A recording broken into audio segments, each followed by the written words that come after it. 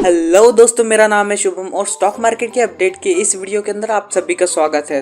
और आज के इस वीडियो में हम बात करने वाले हैं वेदांता स्टॉक के बारे में। जैसे कि हम सभी को पता है कि वेदांता ने फॉक्सकॉन कंपनी के साथ सेमीकंडक्टर की एक डील क्रैक की है अराउंड $19 बिलियन के आसपास, और इसीलिए वेदांता ये सेमीकंडक्टर की मैन्युफैक्चरिंग गुजरात के अंदर करना स्टार्ट करने वाला है। और इसी रीजन की वजह से आपने वेदांता के स्टॉक के अंदर बहुत ज़्यादा तेजी भी देखी होगी। तो अब इम्पोर्टेंट बात यह है कि क्या आपको वेदांता के अंदर इन्वेस्ट करना चाहिए लॉन्ग टर्म या शॉर्ट टर्म पर्पजेस के लिए, या तो फिर वेदांता जो भी राइज कर रही है आपको वेट करना चाहिए उसकी मैन्युफैक्चरिंग फैसिलिटी बिल्डअप होने का, और जब वो फ्यूचर में कमाई करेगा उसके सेमीकंडक्टर से तब आपको सोचना चाहिए उसके अंदर इन्वेस्ट करने के बारे में। इन दोनों ही क्वेश्चन के आंसर हम आज इस वीडियो में जानने वाले हैं, तो इस वीडियो को जरूर पूरा देखिए क्योंकि इन क्वेश्चन का आंसर जानने के लिए हम दो चीजों के ऊपर फोकस करेंगे। नंबर 1, हम हर वो रीजन जानेंगे जिससे हमें ये पता चल सके कि वेदांता कंपनी करती क्या है और क्या उसके अंदर मल्टीबैगर बनने का पोटेंशियल है फ्यूचर में या नहीं, और अगर है तो टेक्निकली कहाँ पे स्टैंड आउट करती है और क्या बेस्ट प्राइजेस हो सकते हैं उसको खरीदने के। तो चलिए स्टार्ट करते हैं इस वीडियो को। तो स्टार्टिंग में मैं आपको ये बता दूं कि वेदांता कंपनी बहुत सारे मेटल्स के अंदर डील करती है और वहाँ से वो अपना मेजॉरिटी चंक ऑफ रेवेन्यू कमाती है। और अगर हम वेदांता की अर्निंग देखें तो वो पिछले 2 सालों के अंदर राइज हुई है, और इसका इम्पोर्टेंट रीजन ये हो जाता है कि दुनिया भर में जो भी कमोडिटी के प्राइसेस है बहुत ज्यादा इन्फ्लेट हो गए हैं और इस वजह से इस कंपनी को फायदा हुआ है। लेकिन क्या ये इन्फ्लेटेड प्राइस हमेशा ऐसे ही कांस्टेंट रहेंगे? तो इसका आंसर है नो। ऐसा इसलिए क्योंकि मेटल सेक्टर एक बहुत बड़ा साइक्लिक सेक्टर माना जाता है, और जब भी पूरे दुनिया में कहीं पे स्लो डाउन होता है तो उस इकोनॉमिक स्लो डाउन का फायदा इन मेटल और स्टील सेक्टर को होता है। और इसी रीजन की वजह से आप देख सकते हैं कि पिछले 2 सालों के अंदर जितने भी मेटल स्टॉक थे उन्होंने बहुत ज्यादा रिटर्न बना के दिए है अपने शेयर होल्डर्स को। लेकिन इसका सबसे बड़ा रीजन ये है कि ये इतने हाई प्राइस के ऊपर नहीं रह सकते हैं, क्योंकि बेसिक एसेंशियल कमोडिटीज अगर इतनी हाई प्राइस के ऊपर अवेलेबल रही तो दुनिया की हर गवर्नमेंट अपने देश के लिए बड़े बड़े इंफ्रास्ट्रक्चर प्रोजेक्ट नहीं बना पाएंगी, और अगर वो बनाना चाहती है बड़े इंफ्रा प्रोजेक्ट्स तो उनकी कॉस्ट बहुत ज्यादा हाईली राइज हो जाएगी, जिस वजह से गवर्नमेंट्स को लॉस होगा। और इसी रीजन की वजह से दुनिया भर की गवर्नमेंट ये कोशिश कर रही है कि किस तरह से वो कमोडिटीज के प्राइसेस को और नीचे ला सके ताकि उनके रेवेन्यू के अंदर सेविंग हो सके। तो एक बात तो कंफर्म है कि गवर्नमेंट बिल्कुल भी सपोर्ट नहीं करती कमोडिटी के प्राइसेस ऊपर जाने के लिए। और जो वेदांता कंपनी का मेन कैश काउ है वो इम्पोर्टेंटली मेटल सेक्टर ही है, क्योंकि वहाँ से वो बहुत सारा पैसा कमाती है। क्योंकि सेमीकंडक्टर फैसिलिटी बनाने के लिए उनको 1-2 साल लग सकते हैं, और वहाँ पे जब आप इनिशियल इन्वेस्टमेंट करते हो तब आपको R&D के ऊपर फोकस करना पड़ता है और बहुत सारे और भी डेवलपमेंट रहते हैं जिसका रिजल्ट हमें 2-3 साल में पता नहीं चलता है। उसके लिए आराम से 5 से 10 साल आपको टाइम लगता है। तो हम ये मान सकते हैं कि इम्पोर्टेंटली मेटल सेक्टर जिससे ही कमाती है वहाँ पे गवर्नमेंट बिल्कुल भी सपोर्टेड नहीं है हाई प्राइसेस के लिए, और गवर्नमेंट फुल्ली कंट्रोल करना चाहती है राइजिंग कमोडिटीज के प्राइसेस को, जिस वजह से इसके फ्यूचर के अंदर आने वाले रेवेन्यूज के ऊपर इफेक्ट हो सकता है। मैं यहाँ पे एक और बात ऐड करना चाहता हूँ, क्योंकि वेदांता ने ये डील की है कि वो सेमीकंडक्टर फैसिलिटी इंडिया में बनाएगा और इंडिया में मैन्युफैक्चर होंगे सेमीकंडक्टर्स। तो सब सोच रहे हैं कि वेदांता को इसका बहुत बड़ा प्रॉफिट हो सकता है, तो ऑफ कोर्स उसे भी बहुत ज़्यादा प्रॉफिट हो सकता है इसका। लेकिन एक बहुत ही इंपॉर्टेंट सेक्टर है जिसको इस चीज़ का सबसे ज़्यादा फायदा हो सकता है, और वो है स्पेशलिटी केमिकल सेक्टर। अब अगर आपको जानना है कैसे, तो आप मेरे चैनल के ऊपर ये जो 2 वीडियोस है इन दोनों को देख सकते हैं, जिसके अंदर मैंने ये एक्सप्लेन किया है कि दुनिया में राइजिंग सेमीकंडक्टर डिमांड्स की वजह से स्पेशलिटी केमिकल एक बहुत बड़ा फ्यूचर मल्टीबैगर बन सकते हैं। अगर मैं आपको एक और बात बताऊं कि 2 साल पहले अक्टूबर 2020 के अंदर वेदांता कंपनी ने डीलिस्टिंग के लिए प्रपोज किया था, और उसके लिए उसने बेस प्राइस 87 रुपीज़ की।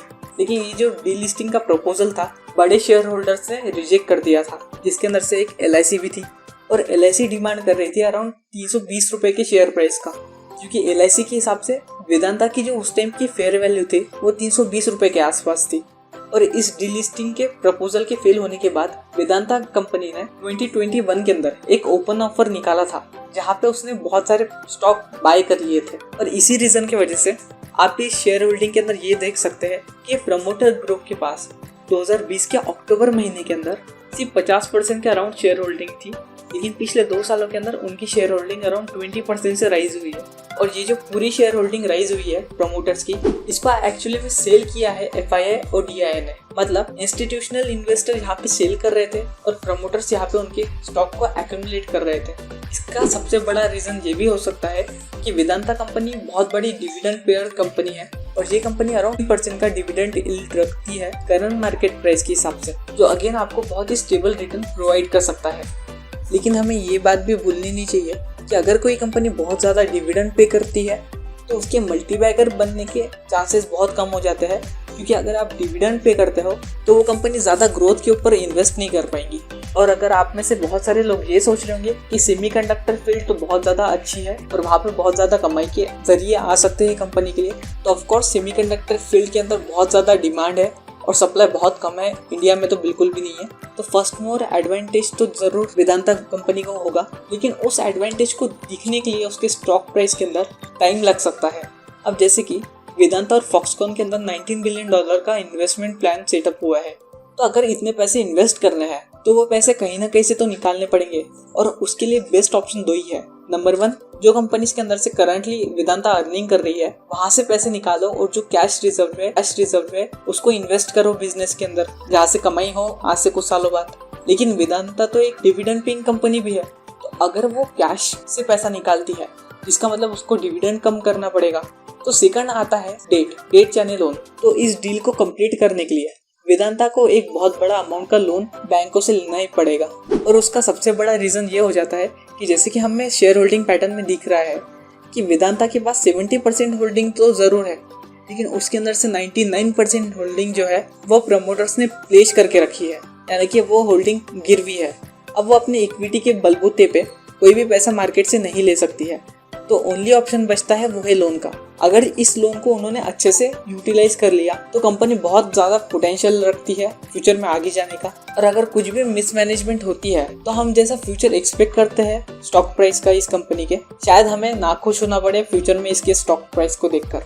उसके बाद हम ये फोकस करते हैं कि क्योंकि कंपनी साइक्लिक है नेचर के अंदर, तो आप इसके चार्ट के ऊपर ये बात देख सकते हो, ज़्यादातर मेटल कंपनीज ऐसी रेंज के अंदर आपको घूमती हुई दिखेंगी। तो यहाँ पे 60 से 400 का रेंज हमें दिख रहा है इस चार्ट के अंदर। और लेटेस्ट में वेदांता ने 442 का हाई मारा था और उसके बाद वो 300 के अराउंड आ गई है। तो क्या इस कंपनी का स्टॉक प्राइस और भी नीचे जा सकता है, वो तो देखने की बात होगी।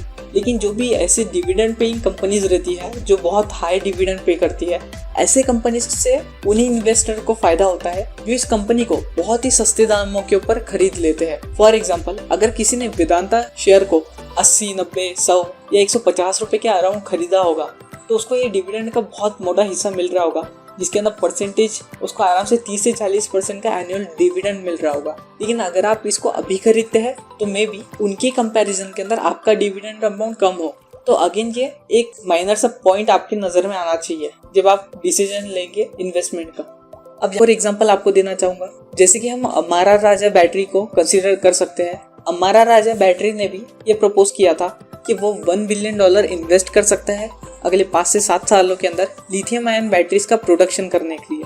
लेकिन आप तब से देख सकते हैं कि अमर राजा बैटरी जिसने 1100 रुपए का हाई मारा था, उसने फिर बाद में 400 रुपए के अराउंड लो भी मारा था। अब सपोज दैट अगर वो इतना अच्छा प्रोडक्शन के अंदर इन्वेस्ट कर रहा है फ्यूचर में अपनी कैपेसिटी बिल्डअप करने के लिए, तो उसका स्टॉक प्राइस क्यों नीचे गिरा? तो इसका सबसे मेन रीजन ये है क्योंकि अभी वो पैसे डाल रहे हैं फैसिलिटी में और वहां से अभी अर्निंग स्टार्ट नहीं हुई है। तो जब वहां से अर्निंग स्टार्ट होगी तब उसके कैश फ्लो के अंदर हमें वो दिखेगा, और जब उसका कैश फ्लो बढ़ना स्टार्ट होगा तब उसकी स्टॉक प्राइस भी बढ़ना स्टार्ट होगी। तो सेम सिनेरियो हम यहाँ पे वेदांता ग्रुप ऑफ कंपनीज के लिए भी कंसीडर कर सकते हैं।